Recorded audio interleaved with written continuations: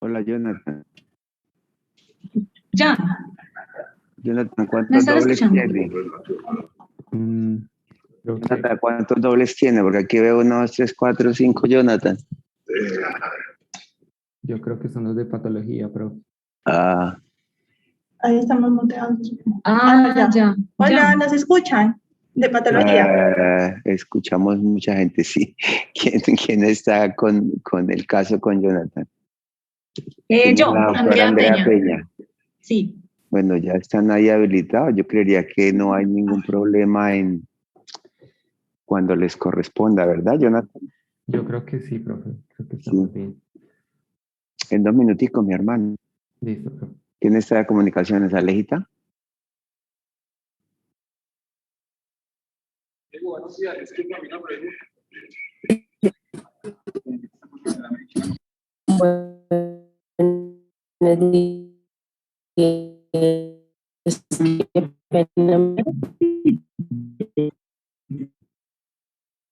Yo no escuché muy bien. No se te entendió.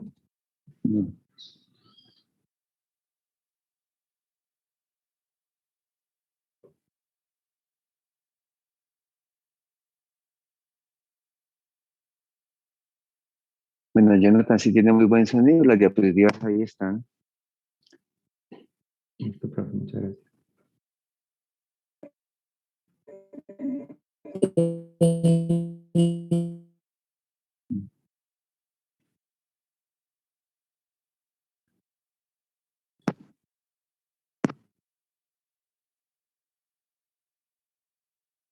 Recording in progress.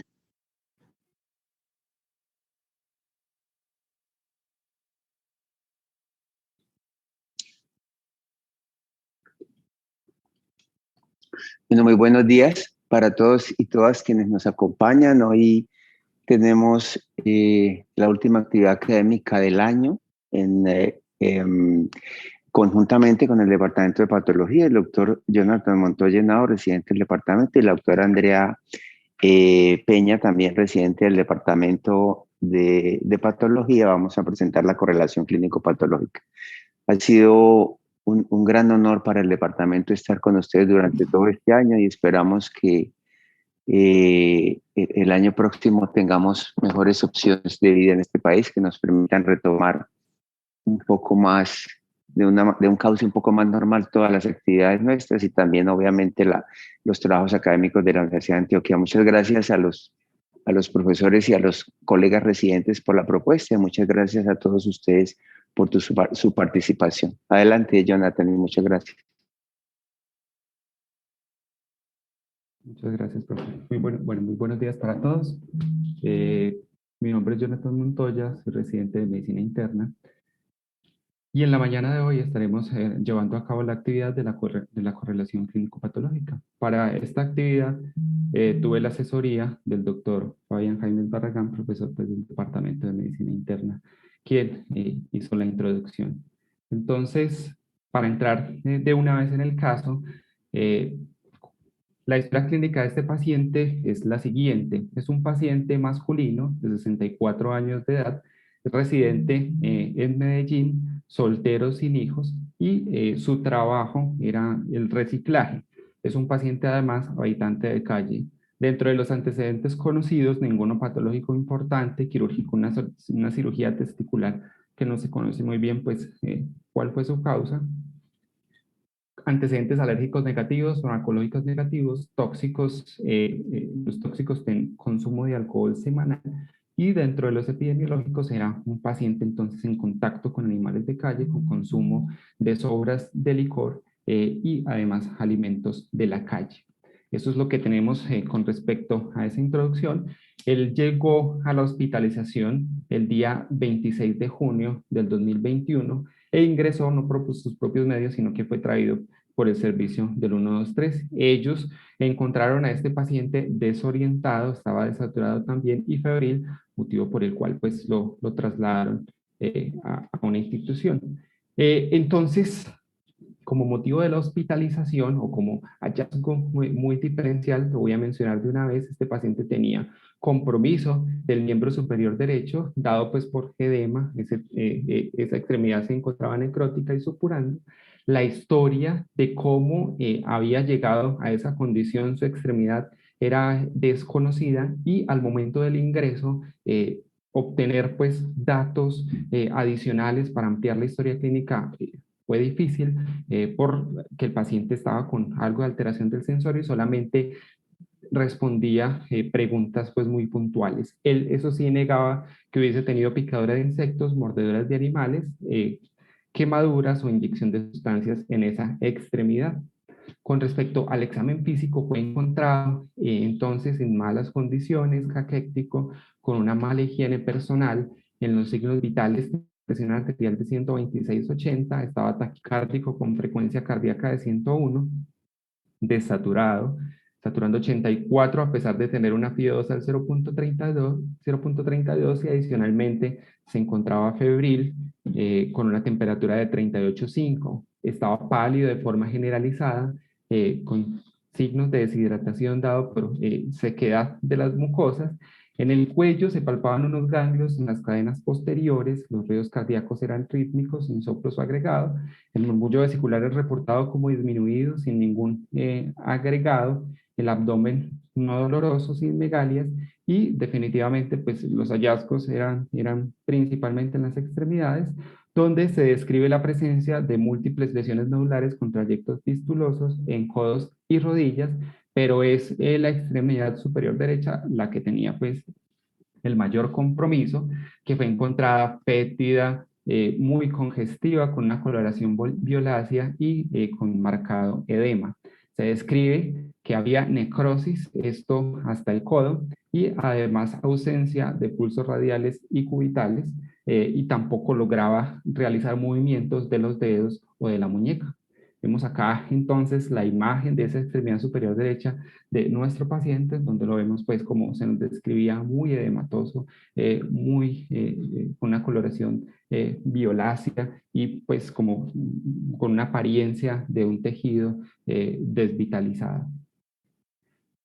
Adicionalmente, tenía otros hallazgos en su piel y sus anexos, de tal forma que contaba con unos nódulos eritematosos de consistencia que es descrita en el examen físico como gomosa y que se presentaban en cejas, nariz, frente, pero también en extremidades, en antebrazos y brazos. Tenía una madarosis, deformidad en silla de montar, también se nos describe en el tabique nasal, hiperkeratosis plantar, unas páculas con un borde pardo y centro hipocrómico en muslos. Los nódulos, tenía nódulos en rodillas e hiperkeratosis también en las plantas de los pies, similar pues a la de las palmas de las manos, maceración interdigital, onicodistrofia y crononiquia amarillenta. Estas de nuevo son imágenes entonces de la cara de nuestro paciente, donde podemos ver esa ausencia de pestañas y casi ausencia total de las cejas, y en esta misma región logramos ver algunas lesiones en esta región supraciliar, algunas lesiones pues nodulares, pareciese también ver acá en la imagen lesiones nodulares en el dorso de la nariz que de todas formas son descritas por el examinador. Acá se limita pues un poco lo que logramos observar. Está una imagen de la extremidad inferior donde podemos ver entonces la presencia de esos nódulos ligeramente eritematosos, pues adyacente a los sitios articulares, esto en la extremidad inferior, de igual manera en las extremidades superiores, adicionalmente pues con unas lesiones que parecen que hubiesen estado ulceradas y estuviesen pues como en cierre de las mismas. Hiperkeratosis plantar, vemos ese aumento en el grosor de las uñas con la coloración amarillenta también descrita. Entonces, teniendo en cuenta la historia clínica de este paciente que llegó con alteración del sensorio, que llegó taquicárdico, febril, que estaba además desaturado, aún teniendo aporte de oxígeno suplementario, y con esos hallazgos tan marcados en la extremidad superior derecha, podemos decir entonces de entrada que este paciente cursaba con una infección de piel y tejidos blandos, aún con necrosis de la extremidad superior derecha, y que muy probablemente estuviésemos en el contexto de una sepsis de origen pues originada en esos tejidos blandos comprometidos que pudimos observar. Sin embargo,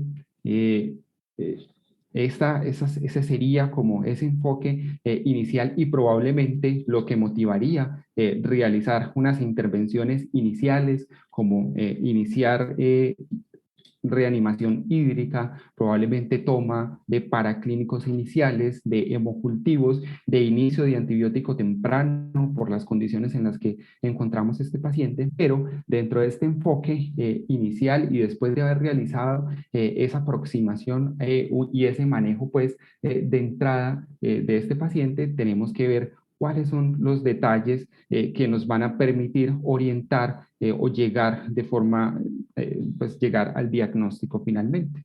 Entonces recordemos que en piel tenía unos nódulos localizados en cara y en extremidades, unas máculas pardas de centro hipocrómico también pueden ser un hallazgo útil, hiperkeratosis palmoplantar, pero quisiera enfocarme en los hallazgos de madarosis y de la deformidad en silla de montar.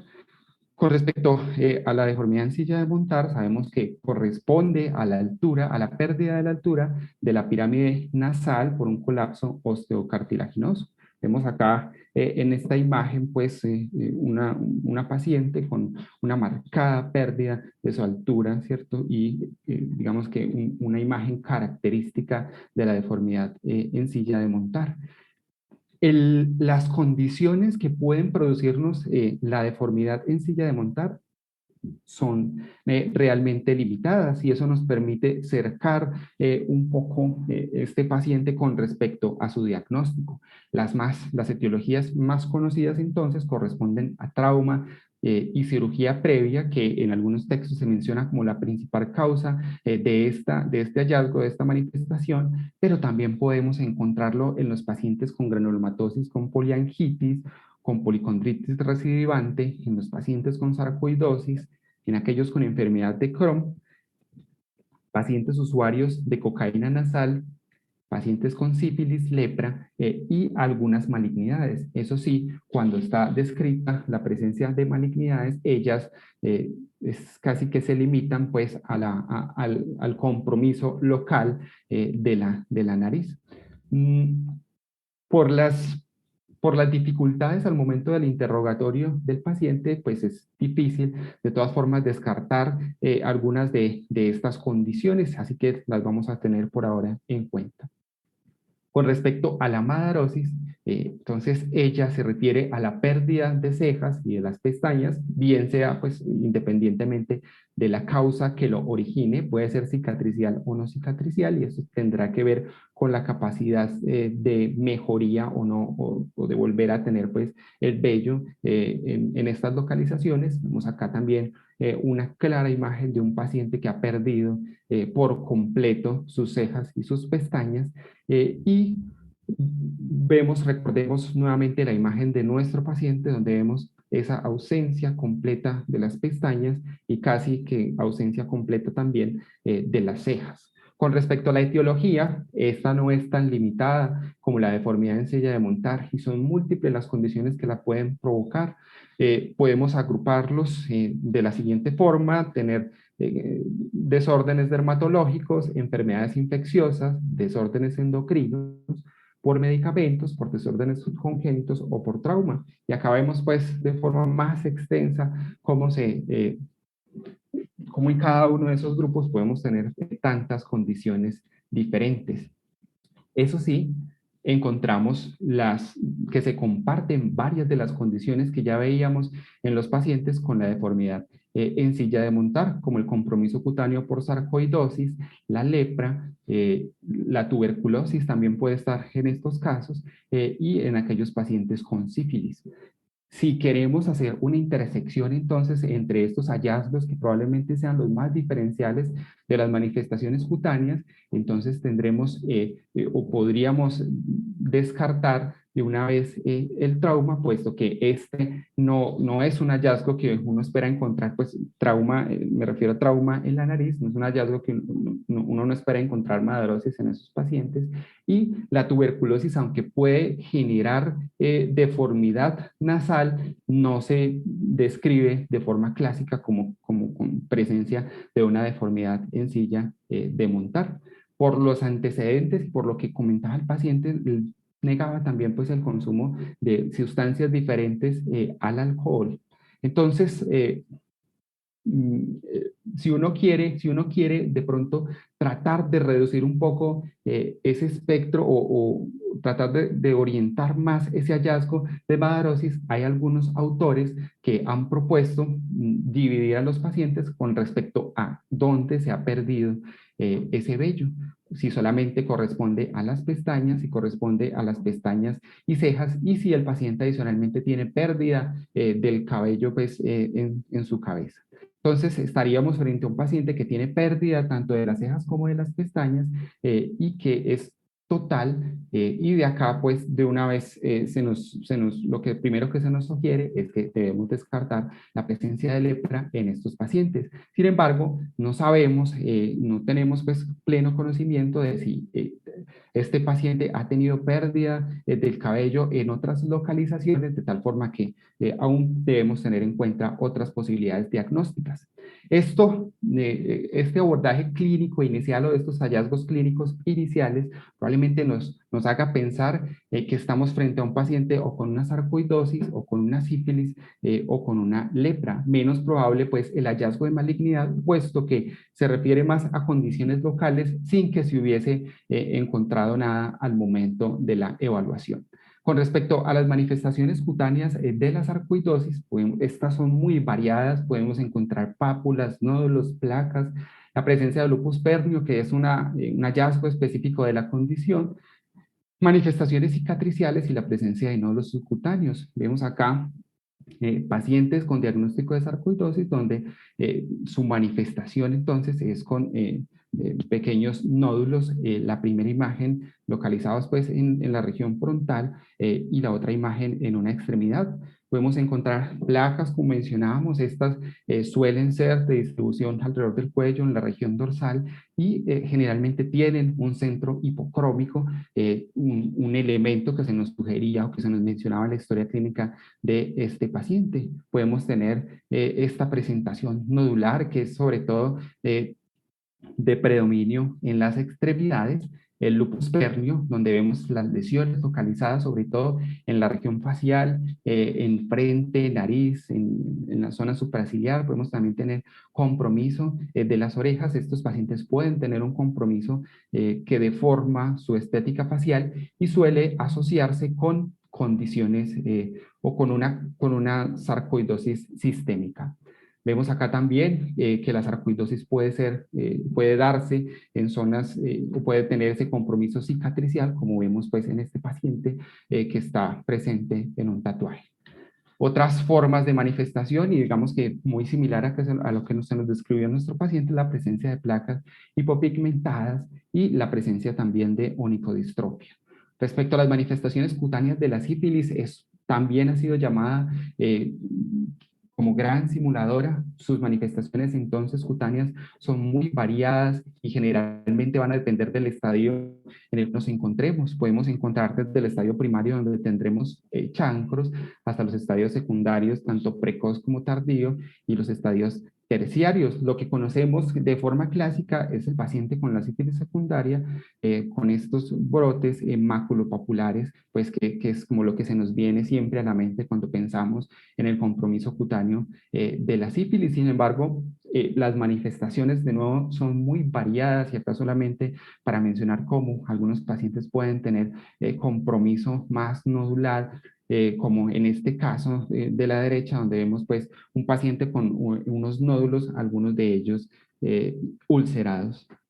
Con respecto a las manifestaciones cutáneas de la lepra, su espectro también de manifestaciones es amplio y va a depender de si nos encontramos frente a una lepra tuberculoide o una lepra lepromatosa. En la tuberculoide vamos a encontrar principalmente placas hipopigmentadas, como lo observamos pues en estas imágenes, y en la lepromatosa vamos a tener un compromiso más extenso con lesiones menos definidas, que también pueden ser hiperpigmentadas y con escamas, como vemos en el caso de este paciente. Vemos acá placas eritematosas, pero podemos también encontrar la presencia de algunos nódulos. Entonces, en estas condiciones realmente las manifestaciones cutáneas no son únicas, no hay hallazgos patognomónicos de ninguna de ellas.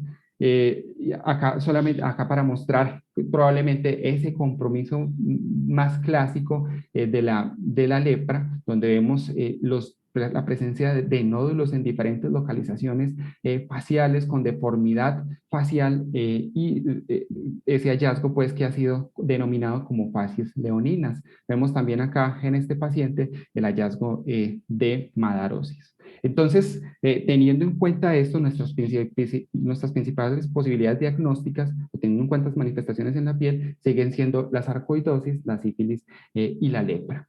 Esto con respecto a un enfoque solamente desde el punto de vista clínico. Vamos a tomar ahora los paraclínicos y los demás estudios que se realizaron en el paciente. Se le hizo un antígeno para SARS-CoV-2 que resultó negativo, y en los paraclínicos iniciales el paciente con una leucocitosis marcada con 18.000 leucos, neutrofilia de 16.090 neutrófilos, una PCR también considerablemente elevada en 35 con un punto de corte de ya de 1, alteración de las pruebas de función hepática y una hiponatremia. De forma rápida, y como habíamos mencionado que probablemente se iba a hacer, se tomaron pues hemocultivos y se tuvo crecimiento de un estreptococo piógenes sensible a penicilina. Dentro de los paraclínicos adicionales, este paciente tenía una prueba treponémica positiva, con una prueba no treponémica que también resultó positiva, lo que hace pues aún más importante tener la consideración dentro de las posibilidades diagnósticas la sífilis, y adicionalmente tenía pues un VIH no reactivo.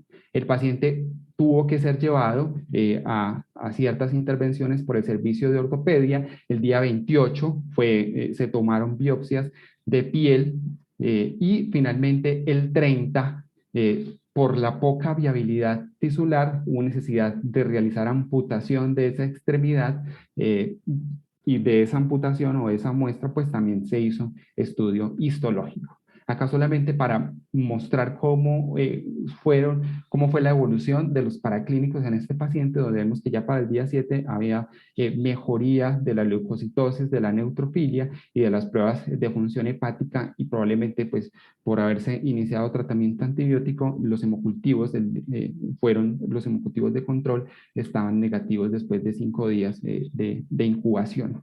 Con respecto a los hallazgos de la biopsia, entonces se nos da el siguiente reporte. En la biopsia inicial realizada en el antebrazo, es decir, previo a su amputación, se encontraron unos granulomas bien formados con focos de necrosis fibrinoide. Se hizo también biopsia de una de las lesiones de la pierna, donde el hallazgo es similar, con unos granulomas epiteloides que rodean los filetes nerviosos. Y en el antebrazo amputado, de nuevo, granulomas epitelioides, acá sin necrosis de calcificación, con un marcado engrosamiento de los filetes nerviosos que estaban rodeados de histiocitos, y adicionalmente se reporta pues acá de forma muy breve como hallazgos de vasculitis. Entonces, ya teniendo estas como nuevas ayudas dentro del enfoque del paciente, vamos a hablar de la enfermedad granulomatosa cutánea. La enfermedad granulomatosa, entonces, la podríamos, digamos que abordar desde el punto de vista de su extensión y del patrón histológico encontrado en el granuloma. Con respecto a esa extensión, esta puede ser generalizada o localizada. Cuando buscamos entonces las etiologías de la enfermedad granulomatosa cutánea diseminada, como correspondería a nuestro paciente, podemos ver diferentes grupos como las enfermedades inflamatorias sistémicas, las neoplasias, las alteraciones metabólicas tóxicas, las inmunodeficiencias o aún la presencia de condiciones idiopáticas. Con respecto a las enfermedades inflamatorias sistémicas, vemos que persiste acá nuestra posibilidad diagnóstica de la sarcoidosis. Y con respecto a esto eran las no infecciosas, pero tenemos también causas de enfermedad granulomatosa cutánea diseminada de causa infecciosa. Esta puede ser entonces por bacterias, virus, parásitos o hongos. Vemos acá cómo persisten también las otras dos posibilidades diagnósticas presentadas hasta este momento de una lepra o una sífilis, así que hasta por ahora no podemos descartar ni que se trate pues de ninguna de las tres que hemos mencionado. Con respecto al patrón histológico, entonces se han planteado diferentes clasificaciones para la misma, de tal forma que se habla de la presencia de granulomas de cuerpo extraño, de granulomas necrosantes, no necrosantes, supurativos, y algunos granulomas que son descritos como de aspecto histiocítico.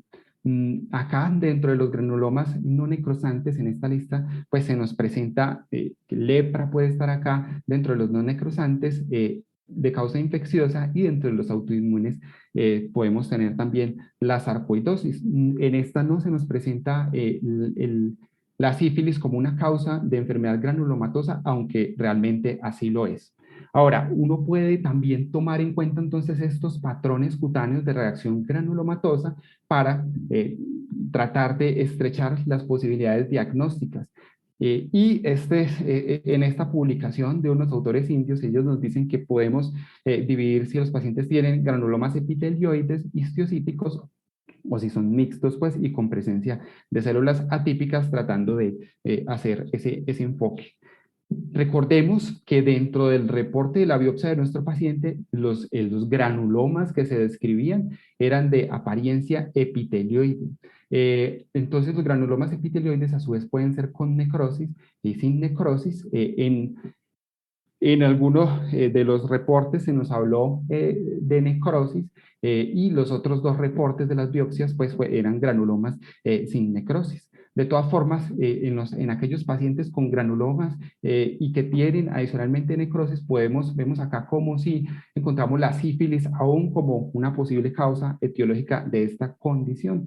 Y de forma particular se menciona en reportes de casos de los pacientes que se encuentran enfermedad granulomatosa con sífilis que estos tienen la presencia de células plasmáticas.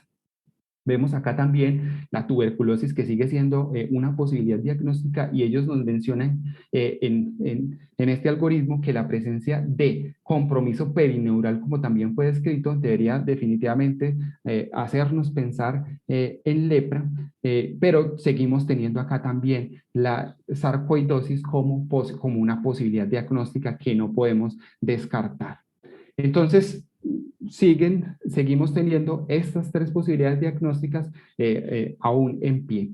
Con respecto a los granulomas perineurales, vimos en el algoritmo que se nos sugería principalmente pensar que el paciente estuviese cursando con una lepra. Sin embargo, cuando uno revisa la literatura, hay otras condiciones que pueden también generar granulomas con ese compromiso perineural. Se ha descrito la presencia de carcinoma escamocelular, la mucosis fungoide y la sarcoidosis también ha sido descrita por algunos autores como un gran imitador de la lepra, generando ese compromiso de granulomas perineurales y claramente la lepra siendo probablemente la primera condición con este hallazgo. Entonces, tratando de estrechar un poco estas posibilidades diagnósticas, tomemos ese último elemento que se nos mencionaba y es la presencia de vasculitis. La sarcoidosis se ha visto asociada con vasculitis,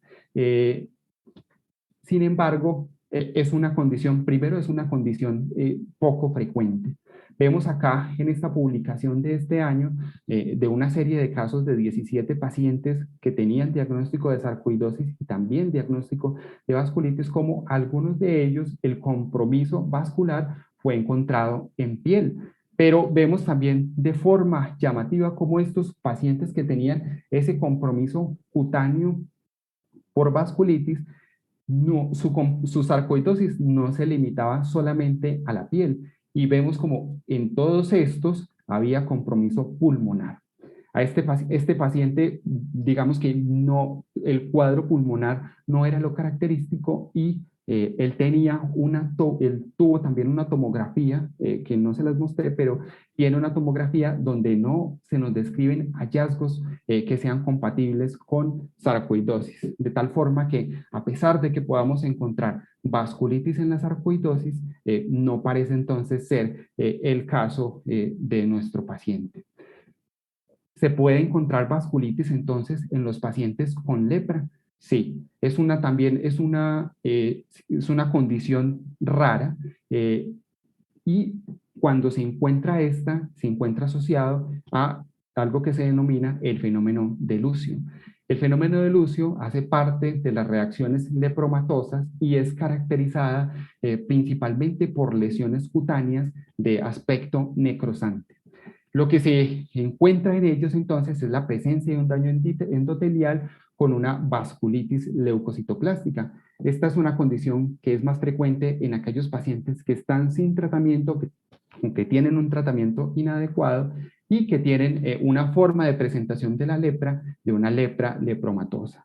Es importante identificarla a pesar de su rareza, porque es una condición que amenaza la vida si no se trata pues, de forma oportuna. Acá, para mostrarles una revisión, la revisión pues, más grande encontrada en la literatura, donde se incluyeron 39 artículos y un total de 49 pacientes reportados. La mayoría de estos pacientes son de Brasil y de la India, otros pacientes pues también en Latinoamérica, 4 pacientes mexicanos, 5 pacientes argentinos, un paciente pertenecía pues a Colombia. Y con respecto a lo que se encontró en estos 49 pacientes, los hallazgos pues más importantes fueron los siguientes. 42 pacientes, es decir, el 85% fueron diagnosticados sin un antecedente de lepra, siendo pues un caso muy similar al de nuestro paciente. Con respecto a los hallazgos clínicos, todos los pacientes tuvieron necrosis cutánea, tenían también máculas eritematoporpúricas e infiltración difusa de la piel.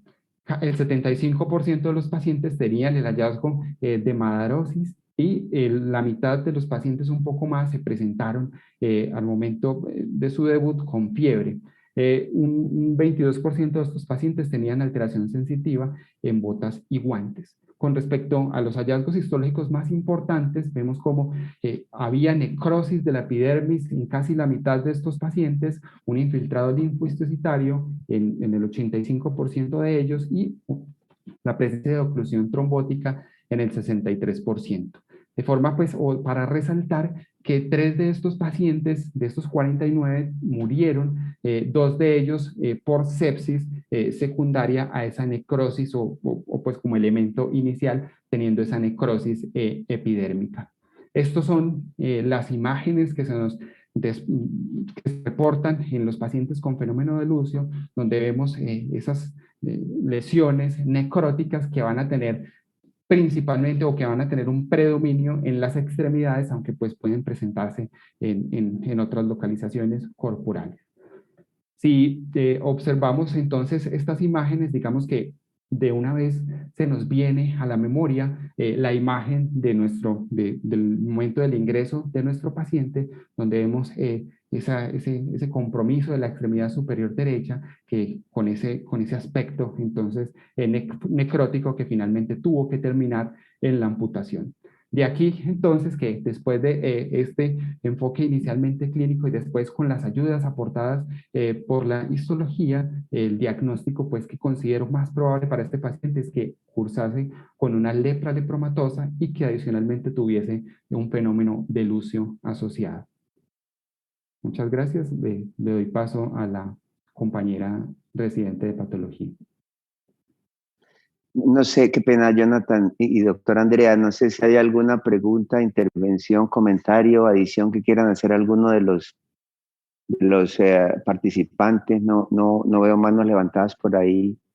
Antes de tener la explicación, el análisis histopatológico de la doctora Andrea, si alguien quisiera comentar algo adicional de los colegas presentes.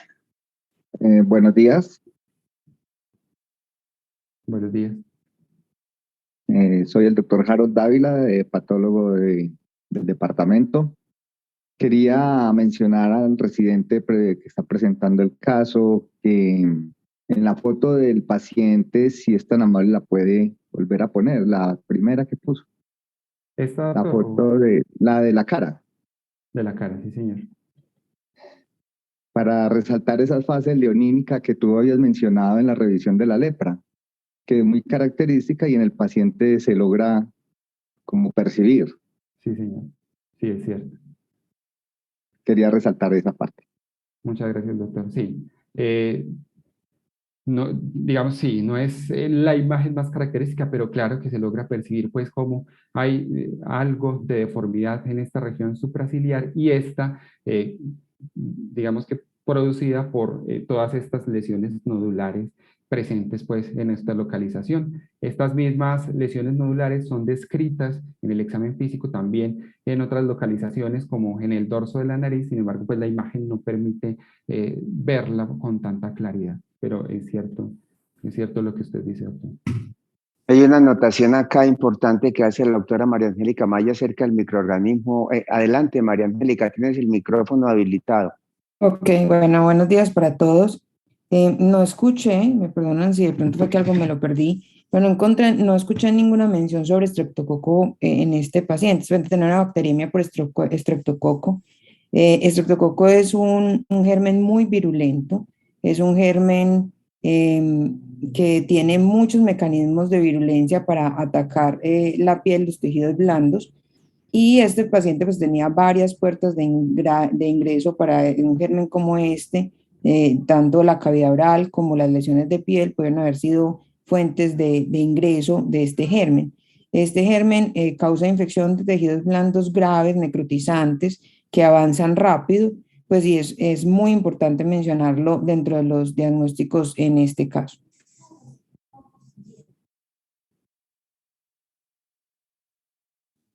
Vale, muy bien, Angélica, muchas gracias. ¿Algún otro comentario o le damos el paso a la doctora Peña, a la doctora Andrea? Yo creería, no veo más por acá. Hay unas preguntas, Jonathan, acerca del estudio de la sensibilidad. Sí, los pacientes, en aquellos pacientes, sobre todo cuando se tienen la presencia de lesiones hipopigmentadas, como hay un infiltrado que está comprometiendo los nervios, estos pacientes suelen tener disminución o ausencia de la sensibilidad en esas mismas lesiones. En este paciente en particular, parece ser que eso no fue posible, no se logró explorar al menos de entrada, por las condiciones en las que llegó, por lo limitado pues que se hizo el interrogatorio. En ningún momento, pues, como de la historia clínica proporcionada, se menciona si había disminución de la sensibilidad en las lesiones que fueron descritas como lesiones hipopigmentadas.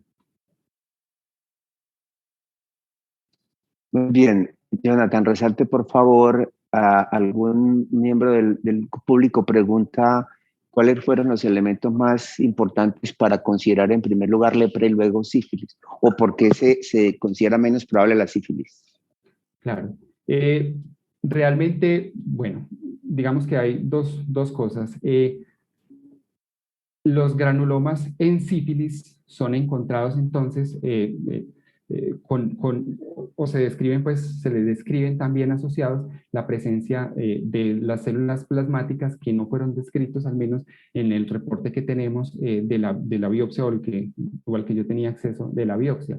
Lo otro es que, como les mencionaba en esta imagen, la presencia de granulomas perineurales es muy limitada a ciertas condiciones y es predominante o se presenta de forma predominante en la lepra, siendo que la sarcoidosis también lo puede presentar, aunque con menor frecuencia.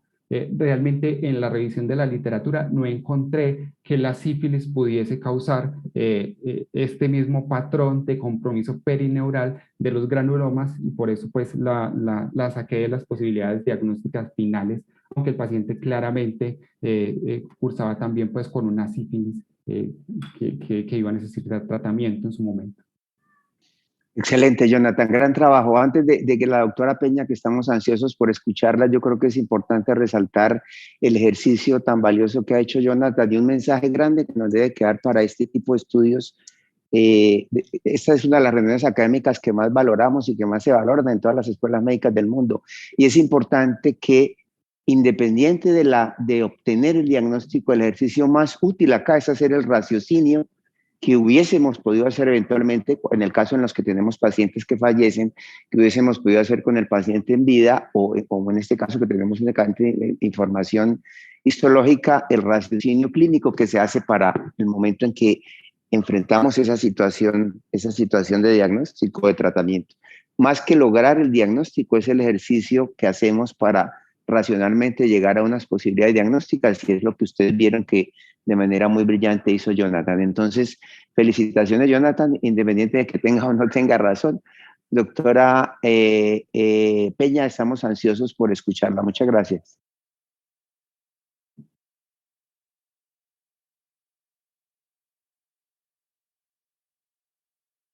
Recording stopped. No suspendamos la grabación. Yo no sé si está Alejandra en comunicaciones. Seguimos grabando, por favor.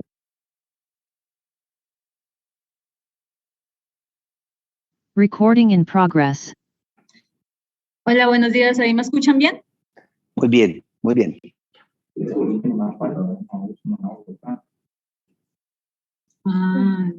sé. Ay, yo prendí el volumen acá, miramos. No sé. No importa, así nos damos cuenta si está. Adelante, doctora Laura Andrea. Sí, bueno, listo. Buenos días, mi nombre es Laura Andrea Peña Mejía, yo soy residente del segundo año. Un momento. ¿Ya? Sí, ya. Bueno, de la Universidad de Antioquia. Entonces, continuamos con los hallazgos histopatológicos del paciente. Recibimos una biopsia de piel Un momento pongo, ay, no. Pongo el puntero. Recibimos una biopsia de piel en donde habían 5 fragmentos, el mayor de 0.6 por 0.3 por 0.1 centímetros, y se procesó todo el material. Esta biopsia pues fue la primera muestra que nos llegó, en donde lo que más nos llamó la atención desde el bajo aumento es que podíamos ver que esta epidermis estaba bastante atenuada, estaba con un estrato de Malpighi atrófico. En la dermis podemos ver que hay un infiltrado inflamatorio mixto que se disponía como de manera difusa, proliferación de vasos alrededor.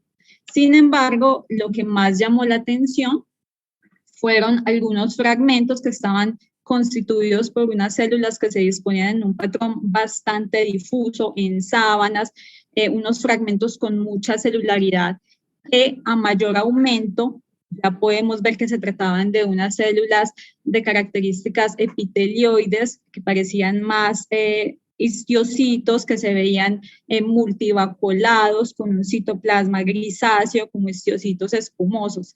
Esto llamó la atención y pues debíamos tipificar qué tipo de células se trataba. Entonces solicitamos una citoqueratina cóctel, en donde vemos que tenemos un control interno muy bonito en el epitelio y en los anexos. Sin embargo, en el fragmento que recibimos donde estaba esa proliferación de células, vimos que pues estaba negativo.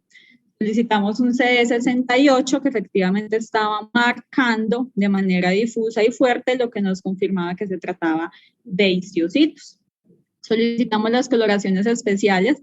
Este es el Nielsen modificado, en donde al bajo aumento ya podemos ver de entrada la gran cantidad de bacilos que están marcando. Acá tenemos una imagen más bonita a mayor aumento, en donde podíamos ver todos esos bastoncitos que son los bacilos que se distribuían, algunos de manera difusa y otros en acúmulos dentro de los histiocitos, y prácticamente por campo totalmente incontables.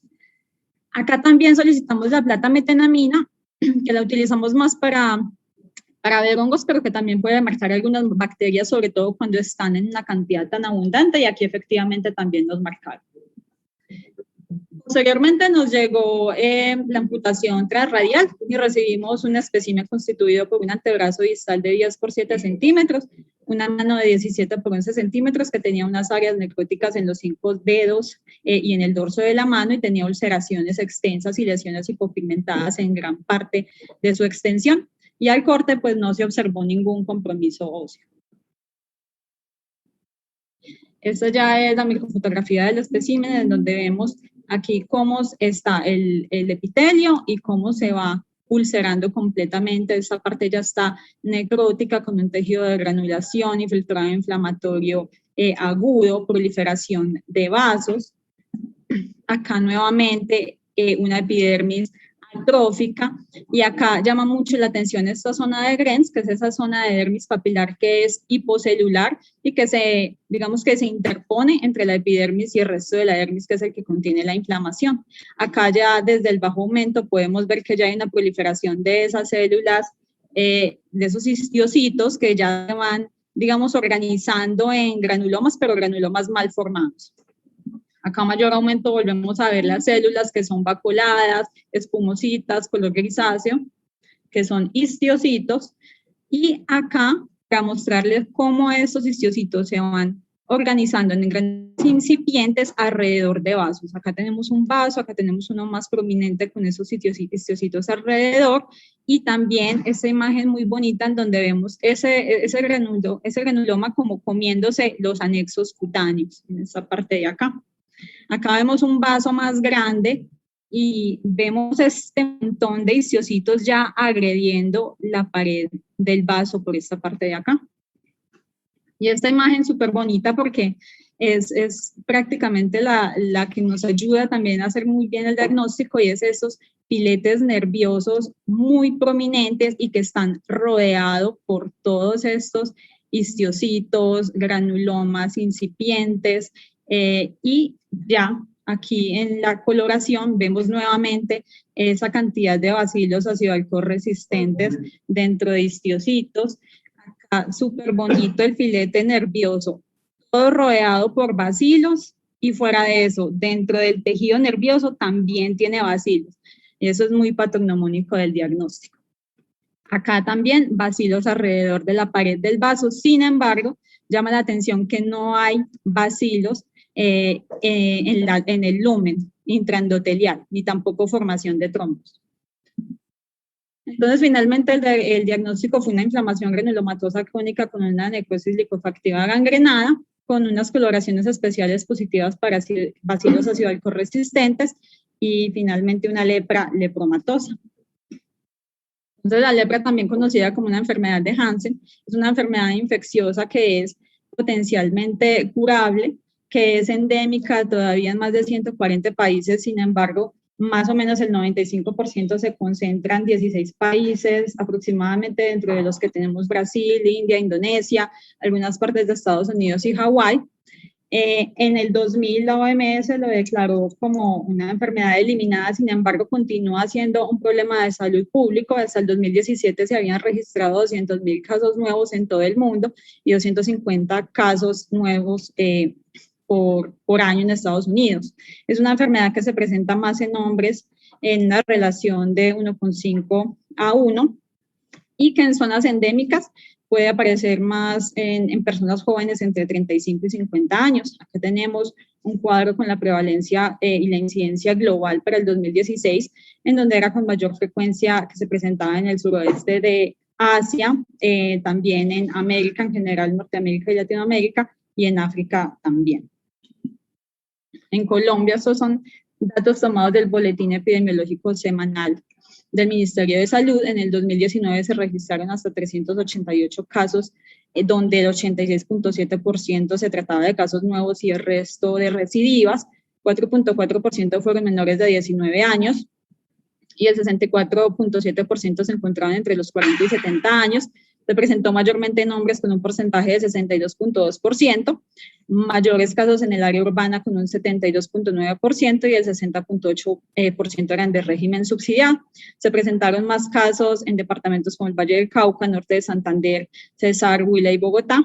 Y acá tenemos una gráfica en donde podemos ver que la distribución de casos en relación con las semanas epidemiológicas está bastante estable desde el año 2017. Los seres humanos somos el principal portador del bacilo, y los armadillos de 9 bandas son el único reservorio zoonótico conocido hasta el momento. El mecanismo de transmisión es muy cuestionable todavía, pues hay datos que reportan que las secreciones de vías respiratorias son el método de transmisión más frecuente y no tanto una transmisión por contacto o vertical, que es mucho más rara, pero realmente el mecanismo depende del grado de infectividad del huésped y también depende de la frecuencia de la proximidad, de la duración del contacto. Es causada por bacilos que son débilmente ácido resistentes y hacen parte del complejo Mycobacterium leprae, y tenemos dos tipos, Mycobacterium leprae y Mycobacterium lepromatosis. Estos se logran identificar con tinciones como plata-metenamina, Sin-Nielsen y Sin-Nielsen modificada. ¿Por qué Sin-Nielsen modificada? Porque precisamente estos bacilos son más débiles, entonces con la tinción de Sin-Nielsen convencional pudieran no marcar, como vemos en esta imagen de acá, y en la imagen A y en la imagen B tenemos dos imágenes de Sin-Nielsen modificado, en donde vemos el marcaje muy bonito. También plata-metenamina es positiva y lo podemos ver. Este bacilo tiene una predilección para replicarse en macrófagos, en células endoteliales y en células de Schwann, que son las células del nervio periférico, y eso le confiere la capacidad para causar infección en piel, infección en mucosas y infección en nervios. Comenzando con Mycobacterium leprae, fue descrita por primera vez por el médico noruego Gerard Armeur Hansen. Es un organismo intracelular que es obligado, entonces no se puede cultivar en medios artificiales, es de crecimiento lento, pudiendo provocar o generar síntomas o manifestaciones clínicas hasta 10 años después de la primera infección. Puede causar cualquier forma de la enfermedad y prefiere una temperatura fresca hasta 33 grados centígrados, y esta es la explicación por la cual lo encontramos más comúnmente en áreas frías del cuerpo como el lóbulo de las orejas, áreas extensoras de las extremidades y las mucosas. La Mycobacterium lepromatosis también es causante de lepra, pero fue descrita más recientemente. Tiene un curso clínico indistinguible, sobre todo con las formas multibacilares, y se asocia más específicamente al tipo difuso de lepra lepromatosa o la lepra de Lucio, que son los que hacen más comúnmente fenómeno de Lucio. Y esto se caracteriza más por la invasión de células endoteliales, por lo que va a generar, digamos, lesiones que se van a ver como de un aspecto isquémico o necrótico, como lo vemos en esta imagen de acá. Más del 90% de las personas van a estar expuestas a la infección, la pueden resistir. De hecho, en zonas endémicas hasta el 31% de la población puede ser seropositiva para los anticuerpos. Sin embargo, va a haber un 5% que va a ser susceptible a la enfermedad, y dentro de los estudios hablan que pudiera haber una base genética que sea la causa de esta susceptibilidad. Han hablado de gemelos monocigotos que tienen una enfermedad concordante hasta en el 85% y alteraciones en la región reguladora del gen PAR2 e IPACRG, también polimorfismos en los promotores de los genes que codifican para el factor de necrosis tumoral alfa, interleuquina 10, y tenemos, digamos, dos maneras de respuesta. Tenemos la respuesta TH1 y respuesta TH2. Esto es importante porque dependiendo de la respuesta que se dé, se va a generar, digamos, la forma de lepra. Con la respuesta TH1 vamos a tener una producción de interleuquinas, factor de necrosis tumoral, y también interferón gamma, que nos va, digamos, conferir una defensa más eficaz contra el bacilo, y aquí con esta respuesta se va a desarrollar una forma tuberculoide que es la paucibacilar, y ya con una respuesta TH2 se va a generar, digamos, una respuesta inmune más ineficaz que va a generar más fácilmente una lepra multibacilar.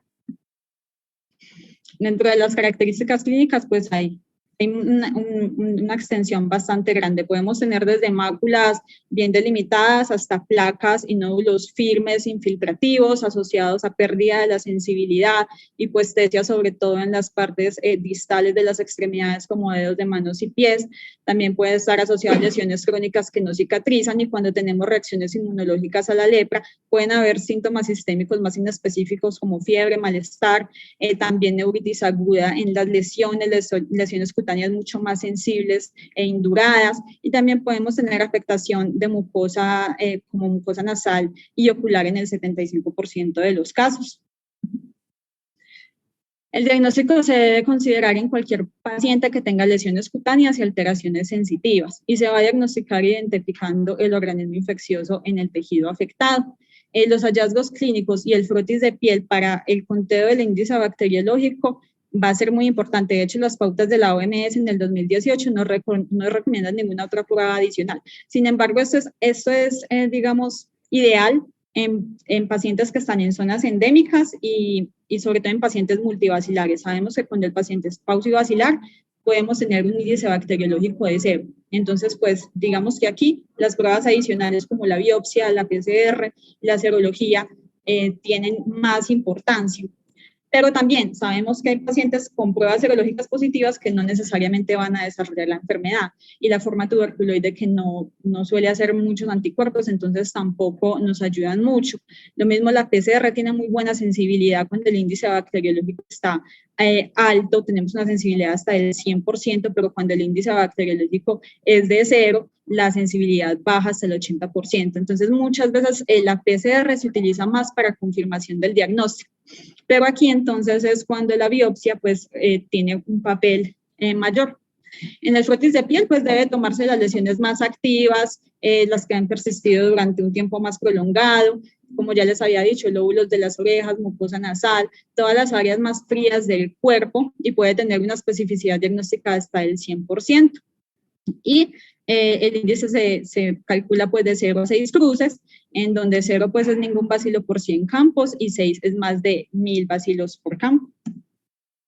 La biopsia para estudio histopatológico se toma de los márgenes principales de las lesiones más recientes y activas. Se debe tomar todo el grosor de la dermis y al menos una parte de la grasa subcutánea, y tiene una especificidad y sensibilidad que varían mucho, del 70 al 100%, porque eso depende de la forma que se presenta la enfermedad. Por ejemplo, una forma limítrofe puede tener una sensibilidad tan baja como del 60%, y ya una forma lepromatosa o tuberculoide, que son las formas polares, pueden tener muchísimo mejor rendimiento, hasta del 100%.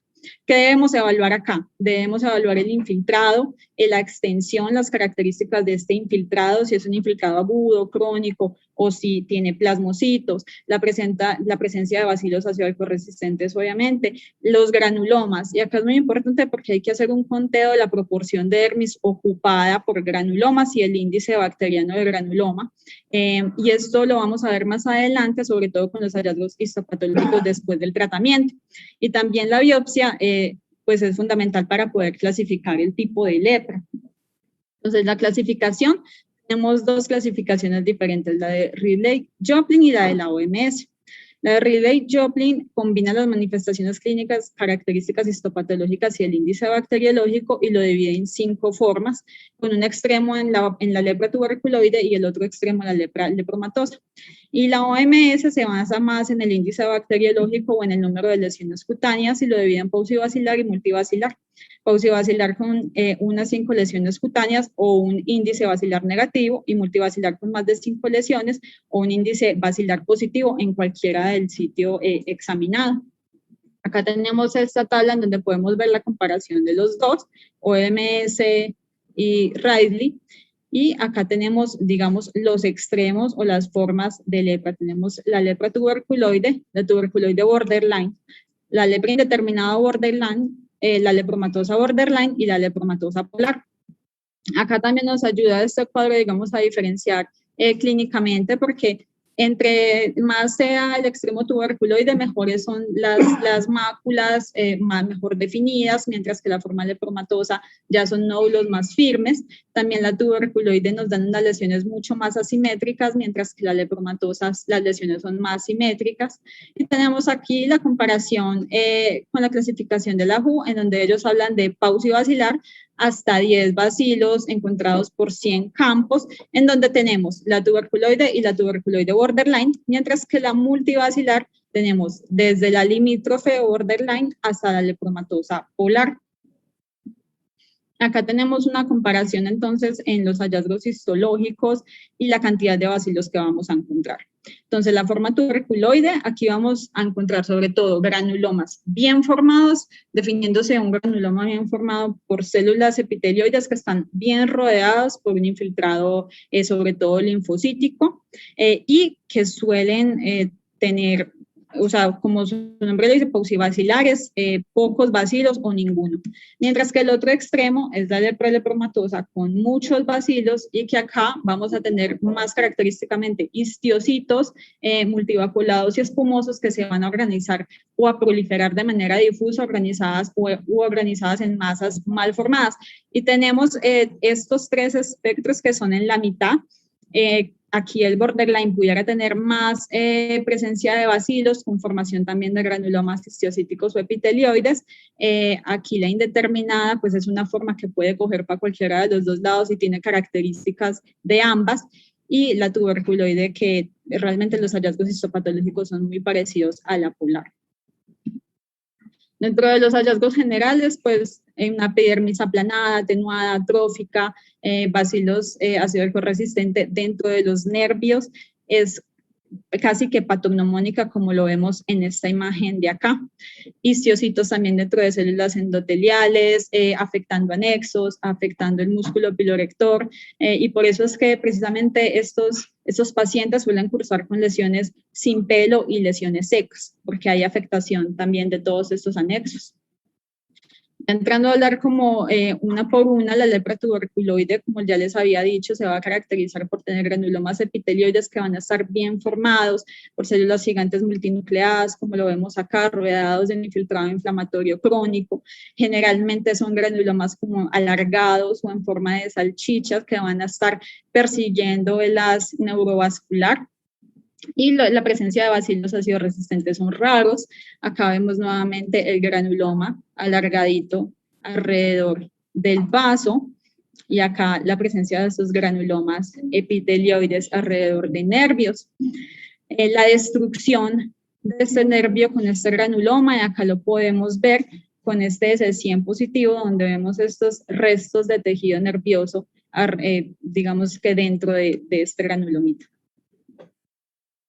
La lepra tuberculoide limítrofe, pues la histología es muy similar a la observada en su forma polar tuberculoide pura, pero aquí las células epitelioides sí pueden mostrar algo más de vacuolización, los bacilos pueden estar más presentes y ya la zona de Grens que les había mostrado antes también está presente y se va a separar el infiltrado inflamatorio de la epidermis en la forma tuberculoide. Esta zona de Grens no suele estar presente, sino que de una el infiltrado va a estar debajo de la epidermis. La lepra indeterminada pues es una forma temprana, puede incluso resolverse espontáneamente, pero un 25% de los pacientes puede producir una evolución a alguno de los dos tipos, de los otros tipos determinantes. Esta pudiera solamente mostrar una inflamación leve y difusa, puede mostrar una inflamación alrededor de nervios, alrededor de vasos, fibrosis en piel de cebolla alrededor de nervios y los bacilos van a ser no tan frecuentes. La lepromatosa polar, aquí vamos a, lepromatosa limítrofe, aquí vamos a encontrar histocitos espumosos que van a estar organizados pudiera ser en granulomas, pero en granulomas incipientes, mal formados. Acá ya los linfocitos no van a estar alrededor de granulomas, sino que pueden estar dispersos. No se van a encontrar comúnmente las células gigantes multinucleadas. También puede haber afectación perineural y acá vamos a tener bacilos más abundantes y que se pueden encontrar en grupos que los vamos a ver más adelante. Acá la lepromatosa ya polar, las lesiones sí van a ser múltiples, simétricas, pueden afectar toda la piel, sobre todo se van a presentar firmes y nodulares, se pueden concentrar en cara y en dorso de las manos. Las lesiones faciales se van a asociar sobre todo a caída de cabello alrededor de los ojos, esa pérdida de las cejas. Histológicamente vamos a encontrar macrófagos espumosos, o vacuolados, que va a ser la célula principal. Acá los vamos a encontrar proliferando o formando masas o granulomas incipientes o mal formados, que estos granulomas sobre todo tienen predilección por agresión de los vasos, ubicarse alrededor de vasos, pero también agrede los nervios y vamos a tener una zona de Grens bien definida que también es característica. Acá vemos cómo estos bacilos se organizan en grupos y son grupos que se llaman globias. Son unos acúmulos de bacilos que van a estar dentro de los histocitos y que histológicamente los vamos a ver como de citoplasma gris, como lo habíamos visto en la imagen del paciente. Y vemos cómo se organizan como en globitos. También tenemos otro tipo, que es la lepra histioide, que va a ser una variante poco común de la lepra multibacilar, suele ser secundario a una recaída de lepra eritematosa, ya sea por resistencia o por un tratamiento inadecuado. Ya los casos que surgen de nuevo son más raros y suele presentarse en hombres entre 30 y 50 años. Este tipo de lepra histológicamente se va a ver como histocitos un poco más alargados, más epitelioides que van a estar, digamos, en diferente dirección, en un patrón estoriforme, que para nosotros va a ser muy confuso porque parecen, digamos, fibroblastos y nos pueden hacer confundir acerca de que se trata de una neoplasia fibrohistocítica, que es uno de los diagnósticos diferenciales también importantes. Las reacciones inmunológicas a la lepra, pues hay tres. Está la reacción tipo 1, que es la de reversión o degradación, que va a ocurrir comúnmente después de que se inicia la terapia con antibióticos, y eso se va a dar precisamente en respuesta al tratamiento porque se recupera un mayor grado de inmunidad celular, y eso provoca, digamos, más daños en el neurovascular que generan cambios inflamatorios marcados en el paciente, empeoramiento de las lesiones, neuralgias, más edema y mayor infiltrado. Histológicamente, pues no va a tener muy buena correlación con los hallazgos histopatológicos porque se va a ver muy parecido, por ejemplo, una forma tuberculoide en donde va a haber edema perivascular, edema perineural, muchos linfocitos alrededor, puede mostrar áreas de necrosis tisular y bacilos que se encuentran reducidos. La reacción tipo 2 o eritema nodoso leproso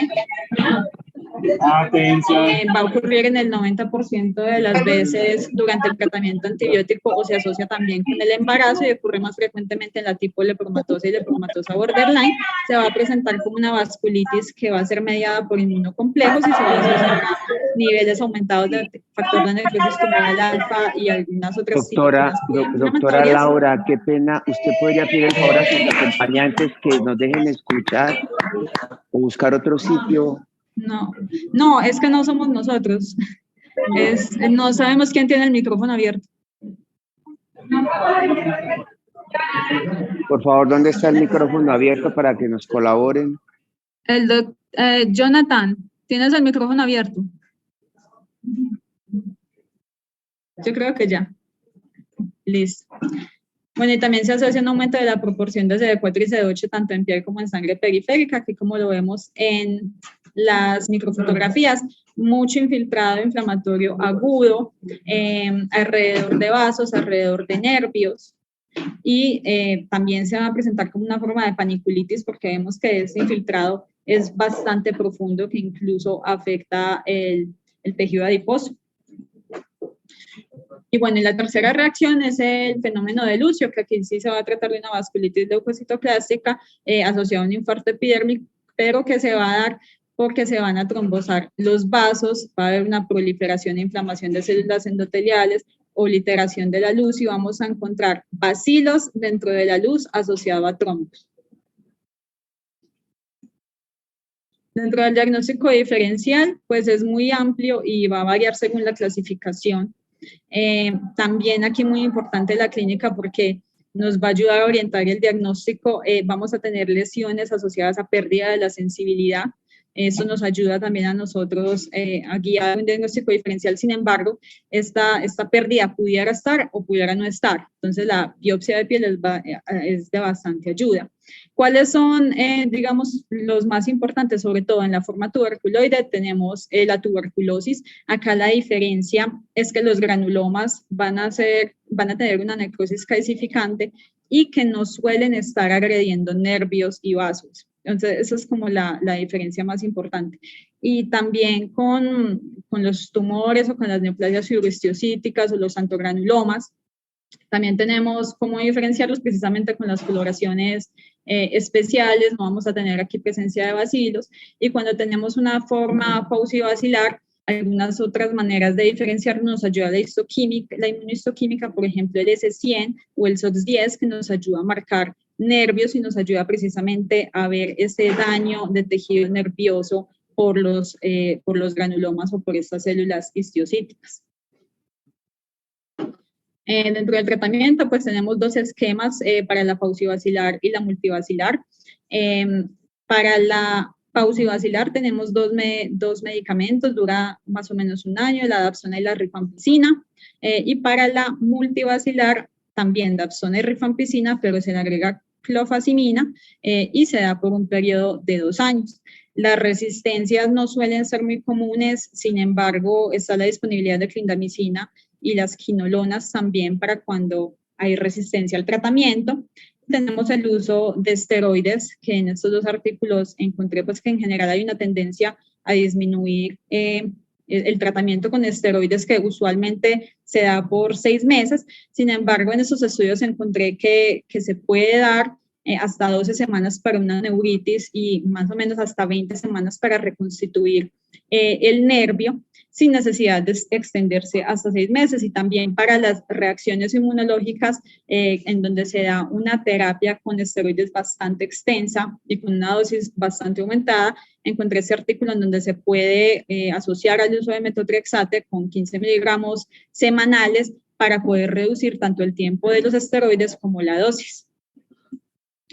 Los hallazgos después del tratamiento nos ayudan mucho, sobre todo para las formas multivacilares, en donde al principio del tratamiento estamos así en este esquema, pero ya luego de 2 años de haberlo suspendido, se pueden incluso seguir encontrando bacilos o restos de bacilos que no necesariamente nos tienen que hacer pensar que hay una infección activa, sino que pues fisiológicamente todavía la eliminación, digamos que va a estar, el tratamiento no va a influir mucho a la eliminación del bacilo, va a contribuir mucho a lo que es la clínica. Sin embargo, la eliminación del bacilo se demora más, y todavía puede incluso haber persistencia de granulomas y bacilos en mucho menor proporción, y por eso les hablaba del índice del índice bacilar de granuloma. El índice bacilar también es muy importante hacer ese conteo de esa reducción. En ese artículo pues hablan de, que se publicó en el 2019, hablan de la asociación entre los granulomas que persisten luego de los resultados del tratamiento y dicen pues que precisamente luego de finalizar el tratamiento pueden haber granulomas que persistan y no necesariamente quiere decir que hay una infección en curso y mucho menos que hay que hacer una extensión del tratamiento. Y por eso pues es muy importante también reportar la proporción de granulomas en la dermis y este índice basilar de granuloma. Ya como conclusión, tenemos que la enfermedad de Hansen sigue siendo un problema de salud público con un reporte nuevo de casos anuales en el mundo. La sospecha clínica es fundamental en pacientes con lesiones hipopigmentadas y alteraciones en la sensibilidad, tanto en zona endémica como no endémica. Es un reto diagnóstico para clínicos y patólogos por el amplio espectro de formas de enfermedad y que acompañan una amplia gama de diagnósticos diferenciales. Se requiere de una correlación entre la clínica, correlación bacteriológica y morfológica para poder hacer una clasificación precisa de la enfermedad. Los hallazgos histológicos siempre deben interpretarse en correlación con los hallazgos clínicos. El tratamiento oportuno y precoz es fundamental para evitar complicaciones, secuelas físicas y emocionales al paciente. Muchas gracias a todos, muchas gracias al doctor Miguel Roldán y al doctor Juan Pablo Espina, quienes fueron mis asesores para este trabajo, a mis compañeros residentes de patología, al Departamento de Medicina Interna y al Departamento de Dermatología. Gran trabajo, Laura, felicitaciones. Lástima que no tenemos mucho tiempo para ampliar la discusión, pero yo creo que es muy importante recalcar que tú y Jonathan hicieron un gran trabajo y valdría la pena que le dedicaran un tiempo a convertir esta excelente presentación en un manuscrito de unas 3.500 palabras que podamos publicar en la revista de la facultad y que ojalá llevase la carátula esa foto tan bonita, tan impresionante de la atención con Sil Nielsen. Yo quisiera hacerte una pregunta porque se me pasó, no recuerdo en los hallazgos de nuestro paciente cuál fue el componente vascular. ¿Qué nos describieron en lo perivascular? Porque recuerda que en el ambiente estaba un fenómeno de lucio acompañando el proceso final. Sí, finalmente esa discusión la tuvimos acá con los profesores que no se consideró que hubiera un fenómeno de lucio porque debe de haber trombos intraluminales con bacilos adentro, que realmente es como la definición. Sí había una vasculitis, había una agresión del vaso, había un infiltrado histiocítico y también inflamatorio, sin embargo no se pudo clasificar como tal como fenómeno de lucio. Ok, perfecto. Bueno, ojalá que nos entreguen el manuscrito lo más rápido posible. Si alguien quisiera hacer un último comentario, estamos pasados de tiempo, pero pudiéramos dar una breve intervención. Yo quería resaltar algo que les puse en el chat y es que uno piensa que pues, la lepra ya no existe, pero quisiera darles las estadísticas de los últimos 2 años que tenemos recopiladas en Antioquia. En el 2019 tuvimos 5 casos y para el 2020 tuvimos 7, lo cual es escandaloso porque pues ustedes saben que las búsquedas de salud pública bajaron en el 2020 por cuestiones de pandemia y aún así aumentamos en 2 casos con respecto al 2019. La mayoría de estos son hombres.